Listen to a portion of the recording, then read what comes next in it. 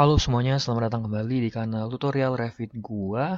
Bervideo kali ini gua akan coba untuk explore mengenai pemodelan dari denah pondasi spesifik untuk bangunan gedung perkantoran ya, yang mana juga menggunakan board file dengan menggunakan platform Revit. Nah, di sini gua udah punya contoh bangunan 3 lantai untuk perkantoran yang mana terkait dengan pemodelan denah dan juga tampaknya udah gua bahas di video-video sebelumnya. Kalian bisa tonton itu dulu ataupun kalau misalkan langsung juga bisa download dengan menggunakan link yang gua taruh di bawah. Oke. Nah, jadi di sini gua udah punya 3D view dan juga tampak depan.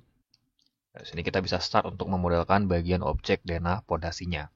Nah, untuk itu gue udah siapin dari structural plans-nya ya. Di sini bisa gue double klik. Nah, dia akan memodelkan objek dan akan mengarahkan pada suatu tampilan 2 dimensi kosong, yang mana di bagian ini kita akan coba tempatkan struktur pondasi um, dalam hal yang kita akan selesaikan sepanjang satu video kali ini. Baik, untuk mulai memodelkan pondasi, kalian bisa lihat di bagian tampak depannya dulu ya, bahwa untuk kolom kiri kan belum terhubung ke bawah nih posisinya. Jadi bisa kita sesuaikan juga ya untuk langkah-langkah awalnya. Jadi di sini kalian bisa ke 3D, lalu kalian bisa blok semuanya, nggak apa-apa ya seperti ini. Kemudian pilih filter, pastikan kalian hanya melakukan select pada bagian structural column. Di sini apply, lalu oke. Nah ini bisa gue lihat ataupun secara tampak depannya. Ini bisa kita ganti nih. Jadi base levelnya dia jangan di lantai 1 ya, tapi kita maksimalkan sampai ke denah pondasi. Caranya kalian bisa klik terus ganti aja ya ke denah pondasi. Seperti ini. Oke, misalkan seperti ini untuk bikin objeknya. Kita lihat 3 dimensi, dia sudah cukup pas termodelkan objeknya. Nah, dari sini kalian bisa ke denah pondasi juga ya untuk mulai menempatkan objek pondasinya. Nah, di sini kalian bisa pilih isolate, juga udah load. Kalau misalnya kalian pengen load family, bisa pilih di sini lalu gunakan ini ya, UK Structural Foundation. Ini gue pakai yang file cap yang satu file aja ya untuk objek bangunan 3 lantai. Nah, di sini gue taruh di satu titik misalkan di sini. Skip. Kita lihat secara 3 dimensi. Nah, ini dia sudah termodelkan ya objeknya.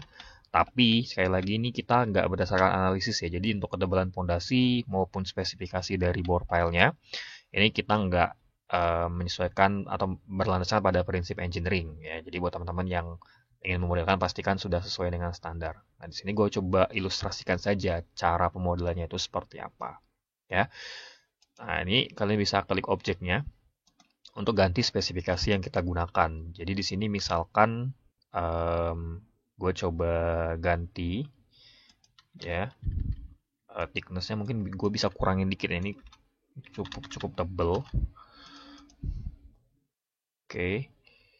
Dan untuk lebarnya ini bisa ditambah lagi.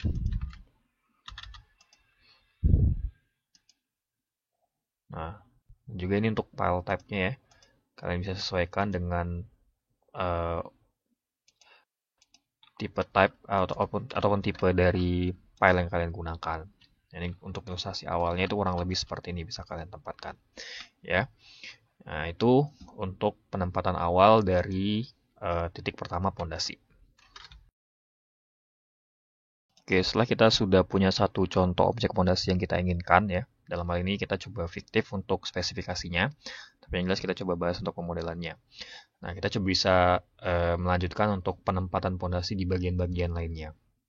Nah, untuk langkahnya yang lebih praktis, kalian bisa pilih isolate lagi ya kan, terus pilih file cap di sini. Nah, lalu bisa gua tempatkan di bagian-bagian lainnya. Jadi, tentunya untuk yang lebih sederhana, kalian bisa pilih add grid saja. Di sini. Bisa gue drag ya. Jadi dia ketemu di titik grid intersection. Layaknya kita menempatkan kolom ya, kalau misalkan kalian lihat video tutorial sebelumnya yang bahas ini. Finish. Lalu untuk yang atasnya juga sama. Jadi gue pilih aja add grid. Lalu lakukan drag dan pilih finish. Skip. Nah, dari sini kita sudah dapat untuk model pondasi-pondasi yang kita gunakan. Nah, kita lihat di 3 dimensi ya, bentukannya seperti ini. udah kita modelkan untuk objeknya dari fondasi yang kita gunakan. Kurang lebih seperti ini untuk hasilnya. Nah, cuman kalau misalnya untuk objek fondasi kan biasanya juga nampak slope yang digunakan ya kan.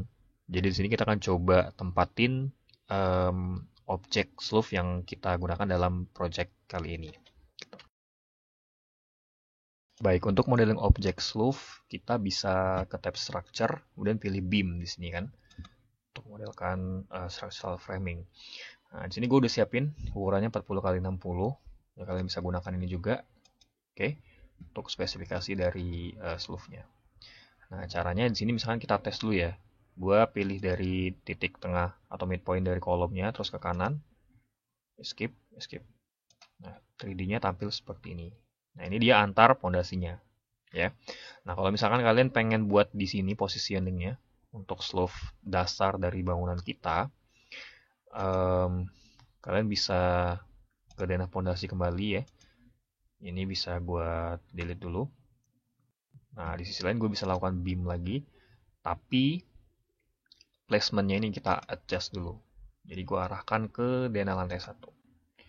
Klik, dan arahkan ke kanan. Seperti ini, escape.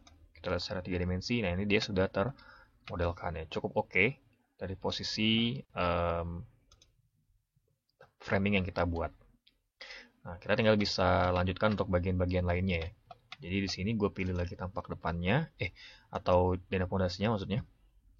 Lalu gue bisa adjust untuk bagian-bagian lainnya. Jadi gue bisa lakukan klik copy, atau bisa juga array yang lebih cepat ya. Terus masukkan dia ada 7 jumlahnya. Klik arahkan kanan, misalkan jaraknya 5000. Seperti ini juga bisa untuk tekniknya. Ya. Nah, selain itu, kalian juga bisa gunakan teknik lain. Jadi di sini pilih structure beam, kemudian kalian pilih on grid nih. Ya. Jadi kalian pilih di sini gridnya, klik finish. Nah, dia langsung termodelkan untuk objek fondasinya. Nah, sisanya misalkan di sini kita mau coba buat, tinggal bisa klik, ataupun kalian bisa pilih lagi di sini ya structure beam.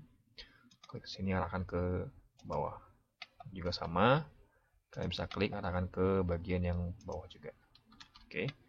Nah, jaraknya sebenarnya agak jauh ya, cukup jauh, tapi ya baik lagi kita coba belajar memodelkannya saja. Tentunya bisa kalian adjust untuk menambahkan fondasi tambahan di sini, dan itu harusnya juga berdasarkan perhitungan atau kalkulasi yang tepat juga terkait dengan pembebanan ataupun juga kondisi dari geografis di tempat proyek ini berdiri.